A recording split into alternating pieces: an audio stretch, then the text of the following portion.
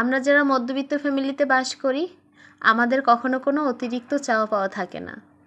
আমাদের যা কিছুই থাকে আমরা সব সময় তাই নিয়ে সুখে থাকার চেষ্টা করি। মধ্যবিত্ত ফ্যামিলিতে বিলাসিতা না করে অল্প ইনকামেও কিভাবে সংসার করা যায় সেটা আমরা প্রতিটা মুহূর্ত শিখে গেছি। হ্যালো এভরিওয়ান, আসসালামু আলাইকুম, welcome back to my another new blog. সবার কী অবস্থা, কেমন আছেন? আই হোপ সবাই ভালো আছেন, সুস্থ আছেন। একটা মেয়ের মধ্যে সব গুণ থাকে না, তেমনি আমার মধ্যেও তেমন সব গুণ কিন্তু আমার মধ্যেও নেই। এই যে চিতই পিঠা বানাচ্ছি, আমি কিন্তু কখনো চিতই পিঠা বানাইনি। আর চিতই পিঠা বানাতে কোনো গুণ লাগে না শুনেছি। তারপরেও অনেকের আছে, অনেকের হাতে পিঠা ফুলে, আবার অনেকের হাতে ফুলে না। বিয়ের আগে মায়ের হাতে খেয়েছি, বিয়ের পরে শাশুড়ির হাতে, কিন্তু নিজের কখনো ওই রকম করে বানানো হয়নি। তো যাই হোক, আজকে সকালবেলা চিতই পিঠা দিয়েই নাস্তাটা সেরে নিচ্ছি। এখানে পিঠাগুলো ভাজা হয়ে গেছে। আমি কিন্তু কেনা চালের গুঁড়া যেটা ভেজা, ওইটার সাথে কিছু ভাত মিশিয়ে তারপর হালকা একটু বেকিং পাউডার দিয়েছি। ওটা দিয়েই কিন্তু পিঠাটা বানিয়ে নিয়েছি। আর মাশাল্লাহ, পিঠাগুলো কিন্তু মোটামুটি ভালোই হয়েছে। প্রথমবার যেহেতু, সেই অনুযায়ী আমি বলবো পিঠাগুলো মাশাল্লাহ অনেক ভালো হয়েছে। আমি মনে করেছিলাম যে হয়তোবা পারবোই না বানাতে। তো যাই হোক, নাস্তা শেষ করেছি। আরও কিছু কাজ ছিল, ছেলের পড়া, তারপর ছেলেকে স্কুলে পাঠানো, ছেলের খাওয়া দাওয়া, ওগুলো সব কিছু অফ ক্যামেরাতে সেরে তারপর ছেলেকে স্কুলে পাঠিয়ে দিয়েছি। স্কুলে পাঠানোর পর তো আমার আর কোনো রেস্ট নেই, একটার পর একটা কাজ আমাকে করতেই হবে।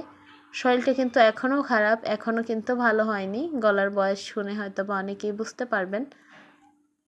তাইফের বাবা যখন স্কুলে যাচ্ছে ছেলেকে নিয়ে, তো দেখে গেছে এখানে থালাবাটি কিছু জমেছে। বলছে যে তুমি এগুলোতে হাত লাগাইও না, এগুলো এভাবে রেখে দাও, খালা বিকেলে এসে ধুয়ে দিবে। তো যতই বলুক, তারপরেও কিন্তু এই যে রান্নাঘরে থালাবাটি বেছিংয়ে জমিয়ে রাখা বা যে কোনো কাজ অতিরিক্ত মাত্রায় জমিয়ে রাখাটা আমার কাছে মনে হয় কি সেটা একদমই ভালো লাগে না দেখতে। আর রান্নাঘরে হিজিবিজি করা, এটা তো ভালোই লাগে না। তো সে বলছিল যে এইভাবে পানি ধরলে দেখা যায় ঠান্ডার মাত্রাটা আরও বাড়বে। আর কাশতে কাশতে তো অবস্থা শেষ হয়ে গেছে। যারা এই বছর ঠান্ডা, কাশি, জ্বর এর মধ্য দিয়ে যাচ্ছে তারা বুঝতে পারবে যে এমন একটা সমস্যা, একবারের জায়গায় দুইবার জ্বর আসে। আর কাশির কথা কি বলবো। তো যাই হোক, তার কথা আর শুনতে যাইনি। তার কথা শুনতে গেলে সংসারের কাজকর্ম আর করা হবে না। আর এরকম ফেলে রাখতে আমার ভালো লাগে না। ফেলে রেখে যে আমি রেস্টে থাকবো সেটা কখনোই সম্ভব না। প্রত্যেকটা মেয়ে মনে হয় সংসার জীবনে পা দিলে এমনই হয়। একটা সময় থাকে যে অলসতামির কারণে কোনো কাজকর্ম কোনো কিছুই করতে চাই না। আর যখন সংসার শুরু করে তখন কিন্তু একটু একটু করে সব কিছু একা একাই শিখে যায়। তো যারা এইমাত্র আমার ভিডিওটি দেখা শুরু করেছেন কিন্তু লাইক দিতে ভুলে গিয়েছেন, প্লিজ একটা লাইক দিয়ে ভিডিওটি কন্টিনিউ করবেন। যারা আমার চ্যানেলে আজকে নতুন ভিজিট করেছেন, আমার ভিডিও দেখতে দেখতে ভিডিওর কোনো অংশ যদি আপনার মন ছুঁয়ে যায়, চাইলে আমার চ্যানেলটি সাবস্ক্রাইব করে আমার পাশেই থাকতে পারেন। প্রতিদিন রাতেই এই কাজগুলো করে রাখি, তবে যেহেতু শরীরটা চলছে না, একটু ভালো লাগছে না, দেখা যায় কাশির মাত্রাটাও কমছে না, সেই সাথে মাথা ব্যথা আর গা গরম সব কিছুই আছে। বাড়িতে যাবার আগে থেকে কিন্তু এই সমস্যাটা দেখা দিয়েছে। তারপরেও আজকে এতদিন হয়ে গেছে, তারপর কিন্তু কমছে না। তো সেই নিয়েই সংসারের সব কাজকর্ম একা হাতে করছি, কি আর করার, কিছু করার নেই। আর দেখা যায় যে আমার খালা যেহেতু বিকেলে আসে, তো এই জন্য সকালবেলা থেকে আমার অনেকটা ঝাড়নি পোহাতে হয়। এগুলো সব কিছুই আমার করতে হয়। সকালবেলা খালা আসলে দেখা যায় সব কাজগুলো কিন্তু খালাকে দিয়ে করানো যায়। তো যেহেতু সেই সুযোগটা আর নেই, তো তাইফের বাবা মাঝে মাঝে বলে যে তুমি কাজের খালাকে চেঞ্জ করে ফেলো। কিন্তু আমার কাছে মনে হয় কি যে ওই খেলাটাই আমার কাছে ভালো, কারণ তার মন মানসিকতা, কথাবার্তা বা কাজের ধরন আমার কাছে ভালো লাগে। এখন দেখা যায় সে তার সুযোগ সুবিধা মতো একটা কাজ নিয়েছে। এখন আমি যদি তাকে সেই কাজ থেকে ফিরে আমার কাছে আসতে বলি, সেটা আমার কাছে মনে হয় তাকে বলা ঠিক হবে না। আর একটা ম্যাচে কাজ নিলে সেখানে কিন্তু তার টাকার অ্যামাউন্টও বেশি হয়। তো সব কিছু মিলিয়ে আর কি নিজের মতো করে যাচ্ছি। তো দেখা যায় অন্য একটা খালা নিলে, আর এই খালা যতটা দেখা যায় যে আত্মবিশ্বাসী বা তাকে যতটা আমরা বিশ্বস্ত মনে করি, অন্য সব খালা আসলে তাকে সেরকমভাবে নিতে পারবো কি না সেটাও একটা বিষয়। তো সব কিছু মিলিয়ে আর কি এভাবেই চলছে, কিছু করার নেই। আর আমার একটা ব্যাপার আছে, আমার অসুস্থ হলে শুয়ে থাকলে আমার আরও বেশি খারাপ লাগে। তো এই জন্য অল্প অল্প করে ধীরে ধীরে সব কাজকর্ম করতে থাকি। বাসায় তো আর অতিরিক্ত কোনো মানুষ নেই যে অতিরিক্ত কাজ করতে হবে। যা আছে, যতটুকু আছে সেটুকু ধীরে ধীরে আর কি করা যায়। তো একার সংসারে একা থাকলে এমনই হয়, হ্যাঁ, কিছু করার নেই, এভাবেই করতে হবে। আর দেখা যায় যে ছোট বাচ্চা যদি বেশি ছোট থাকে তখন একটা সমস্যা হয়, কিন্তু আমার ছেলে তো মাশাল্লাহ মোটামুটি বড় আছে আর ওই রকমভাবে ডিস্টার্ব করে না। আমরা যারা মধ্যবিত্ত ফ্যামিলিতে বিলং করি, আমরা চাইলেই হুটহাট করে কোনো কিছু সিদ্ধান্ত নিতে পারি না, কারণ আমাদের সবার আগে যেটা ভাবতে হয় সেটা হচ্ছে টাকা পয়সার দিক চিন্তা করতে হয়। কারণ দুর্মূল্যের এই বাজারে কিন্তু এখন শাক সবজি থেকে শুরু করে প্রত্যেকটা জিনিসের এত পরিমাণে চড়া দাম, মানে স্বর্ণের দামের মতন। তো এই সব চিন্তাভাবনা করেই আসলে আমরা চলি। দেখা যায় মধ্যবিত্ত ফ্যামিলিতে বিলাসিতা, ওই রকম আমরা কিন্তু বিলাসিতাও করি না। আপনারা ভিডিওর মাধ্যমে তো দেখতেই পাচ্ছেন, যারা বিলাসিতা করে সেটাও আপনারা দেখতে পাবেন, আর আমরা কিভাবে লাইফস্টাইল কাটাই সেটাও দেখতে পাবেন। আমি যেভাবে লাইফস্টাইল কাটাই সেটাই কিন্তু আপনাদের সাথে দেখানোর চেষ্টা করি। কোনো কিছু অতিরিক্ত মাত্রায় তুলে ধরি না, আমি যেমন তেমনই আপনাদের সামনে চলে আসি। দেখা যায় যাদের লাইফস্টাইল যেমন, তারা কিন্তু সেটাই দেখানোর চেষ্টা করে। আর অতিরিক্ত কোনো কিছু আজকে আমি দেখাবো কালকে দেখাতে পারবো না, এরকমের আর্টিফিশিয়াল কোনো কিছু আসলে আমার কাছে ভালো লাগে না, আর এগুলো আমি দেখাতেও যাই না কখনো।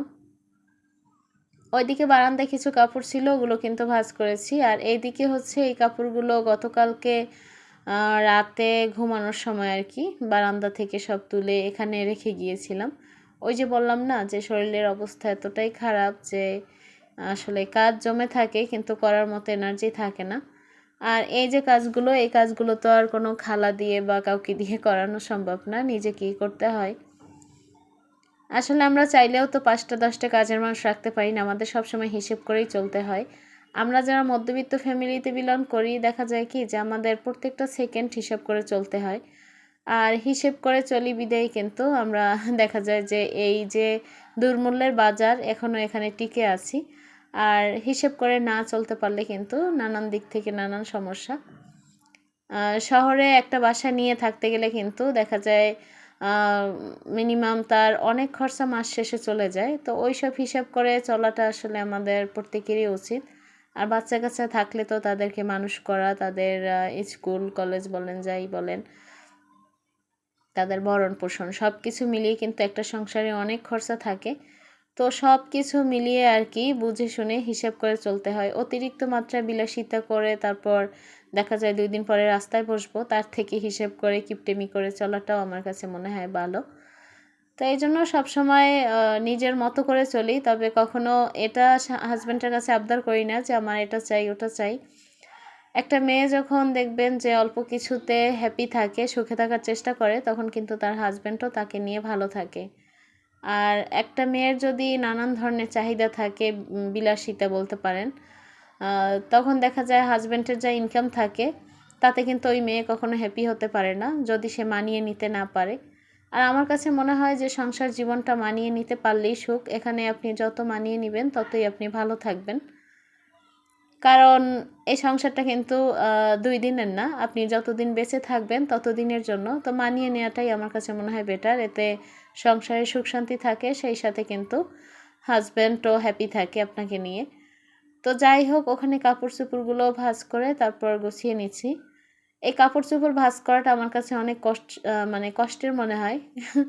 তো যাই হোক, বাড়ি থেকে আসার পরে অনেক কাপড় জমেছিল, ধীরে ধীরে সব কিছু কিন্তু খালাকে দিয়ে একটু একটু করে ধুয়ে দিয়েছি। আর একসাথে দিতে গেলে খালা বলে যে একসাথে সব কিছু দিয়ে দাও। তো বারান্দায় দেখা যায় একসাথে সব কাপড়গুলো দেওয়াও যায় না। আর আমার বাসা তো আহামরি অনেক বড় না যে অনেক বড় বাসা, তবে কিছুদিন আগে বাসা খোঁজার জন্য একটু বের হয়েছিলাম। বাসা তেমন একটা মনের মতো পাওয়া যায় না, আর যেগুলো মনের মতো পাওয়া যায় সেগুলো এত পরিমাণে ভাড়া চায় যে বললাম না যে আমাদের মতো মধ্যবিত্ত ফ্যামিলিতে আসলে সব কিছু হিসেব করেই আমরা চলি। এখানে যে হিসেব না করে চললে আমাদের দেখা যাবে এই সমাজে আমরা 2 মিনিটও টিকে থাকতে পারবো না। আমি কখনো বড়াই করি না যে আমার এই আছে সেই আছে, অনেক কিছু আছে। বড়াই করে কোনো কিছু হয় না আসলে। আমি যা সেটাই সবসময় শেয়ার করি। আর এখানে নিজেকে ছোট মনে করার কিছু নেই আসলে। তো কাজকর্ম সব কিছু কমপ্লিট করে তারপর চলে এসেছি রান্না করতে। তো আজকে হচ্ছে এখানে মুরগির মাংসটা রান্না করছি। আসলে শরীর খারাপ থাকলে রান্নাবান্না বলেন আর খাওয়া দাওয়া না করতে ইচ্ছে করে রান্নাবান্না আর খেতেও ইচ্ছে করে না। তো তারপরেও যেহেতু বাচ্চা পোলাপান আছে বা বাসার ভিতরে যেহেতু একা মানুষ আমি, রান্না তো করতেই হবে। তো আমি রান্নাটা কিন্তু ওইভাবে দেখাতে যাইনি, খুব অল্পের মধ্যেই রান্নাটা শেষ করেছি। আর এখানে মুরগির মাংসটা রান্না হয়ে গেছে। আজকে আর অতিরিক্ত কোনো কিছু করিনি, তবে দুপুরে রান্নাবান্না শেষ করে কিছু কাজ করেছি। সেটা হচ্ছে ওই যে কর্নারটা র্যাক রাখা যেখানে, ওই র্যাকের ওইখানে কিন্তু জুতার র্যাকটা ছিল, আমি জুতার র্যাকটা ওখান থেকে সরিয়ে ফেলেছি। সরিয়েছি এই কারণে যে আমার ওই যে মেইন দরজাটা খোলার সময় জুতার র্যাকের সাথে বারবার ওটা ধাক্কা লাগতে লাগতে দেখা যায় স্পট পড়ে যাচ্ছে। তো এই জন্য জুতার র্যাকটা ওই কর্নার নিয়ে গেছি, যদিও ওইখানটাতে বেমানান, তারপরেও আমার কাছে মনে হয় আমার জিনিসটা যে কেমন সেফ থাকে, ভালো থাকে। তো এই জন্য ওই সাইডটাতে নিয়ে রেখেছি। দেখা যায় পরবর্তীতে আবার নাড়াচাড়া করে তারপর আবার অন্য একটা জায়গায় সরিয়ে রাখবো। আসলে বাসা বাড়িতে নিজের মতো কোনো কিছুই হয় না।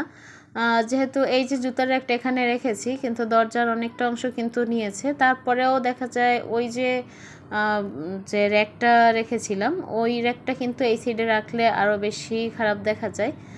আর দেখা যায় যে আমার এই যে জুতার যে র্যাক, এটা কিন্তু বারবার নষ্ট হচ্ছে দরজার চাপ লেগে। তো এই জন্য আমি আপাতত সরিয়ে রেখেছি, মনে করছিলাম ওই জায়গাটাতে ধরবে, কিন্তু দেখা যায় ধরেনি। তো যাই হোক, আর নাড়াচাড়া করতে যাইনি, আপাতত ওইভাবে রেখেছি।